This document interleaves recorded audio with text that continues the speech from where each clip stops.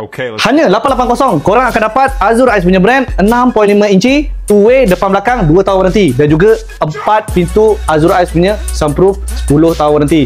Kasih lock, siapa cepat dia dapat.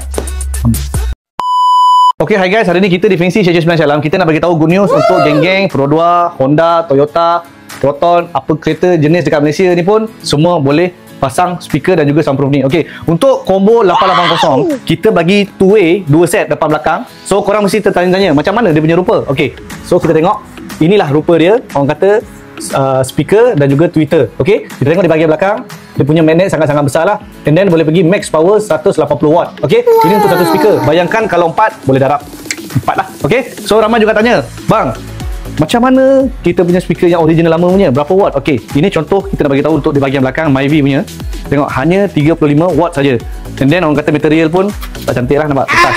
Dan juga ini di bahagian depan hanya 20 watt, nampak. Okey, orang kata memang tak nice lah. Okey, dan tak lupa juga kita nak bagi tahu sunroof 4 pintu, depan, belakang, kiri, kanan, semua kita letak untuk 4 pintu je lah. Okay, so korang jangan malu, jangan segan, boleh grab kita punya 880 untuk semua jenis kereta. Dan yang penting kita nak bagi tahu untuk speaker 2 tahun warranty dan juga sunroof 10 tahun warranty. Okay, jangan malu, jangan segan, jangan lupa follow, like, share untuk konten yang seterusnya. Okay, ngam, see you.